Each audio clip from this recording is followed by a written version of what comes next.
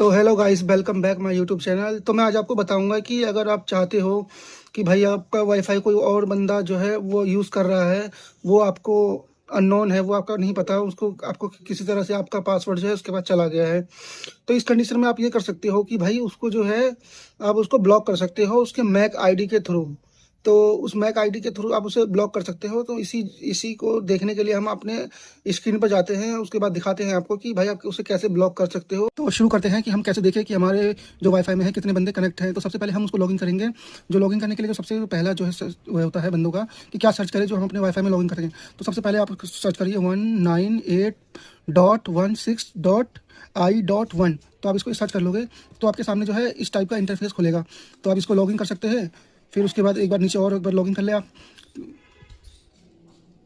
फिर आपको यहाँ पे जो है सबसे पहले जो सबसे मेन मुद्दा जो है, आपको यहाँ पे वो पासवर्ड और जो है यूज़र नेम मांगता है। तो आप सोचते हो कि भाई जो मेरा यूज़र नेम है वही मेरा पासवर्ड है, तो वही डाल देंगे, तो उससे नहीं होगा।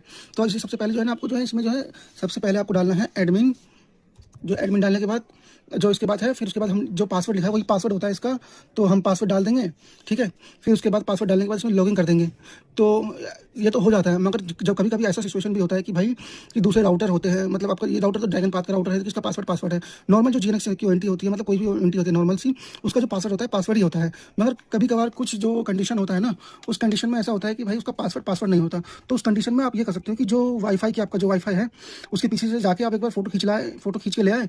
उसके बाद आप उसमें जो है इसको उसका सीरियल नंबर जो है, सीरियल नंबर होता है, जीपॉन नंबर लिखा होता है उसमें, उसको आप यहाँ पे डाल सकते हो, तो वो डल जाएगा उससे। फिर आपके बाद आपके वो लॉगिन करने के बाद आपको जो है इस टाइप का जो है इंटरफेस आपको देखने को मिलेगा। फिर आप उसमें जो है अपने लोकल डिवाइस में आ सकते हो आप। फिर उसके बाद जो है ना आपको ये जिसको भी आपको ब्लॉक करना है, कोई से भी मतलब कोई भी हो, तो आप उसकी मैक आईडी को जो है आप कॉपी कर सकते हो। फिर उसके बाद जो है आपको वैन लैन जो है उसमें आना पड़ेगा। उसके बाद जो है आपको ये एक्सेस कंट्रोल का वो दिख रहा है, तो आप उसमें एक्सेस कंट्रोल में क्लिक कर सकते हो। फिर उसके बाद ये डिनाई लिस्ट है ना, इसको आप जो है डिनाई रहने दीजिए। फिर उसके बाद जो है ना आपको यहाँ पे जो है जो अपनी मैक आईडी जो कॉपी करी थी उसको आपको यहाँ पे पेस्ट करना है। तो वैसे सिंपली वैसे ही नहीं कर देना आपको पेस्ट।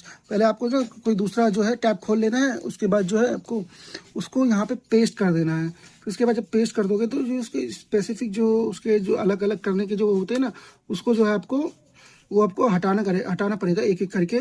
तो हम हटा लेते हैं। तो ये हट गया हमारा सारा का सारा। फिर उसके बाद हम ऑल सेलेक्ट करके कॉपी करेंगे। फिर हम अपने उसी वाले उसमें आ जाते हैं। तो यहाँ पे हम उस मैक आईडी को पेस्ट कर देंगे सिंपली। तो पेस्ट हो गया। फिर उसके बाद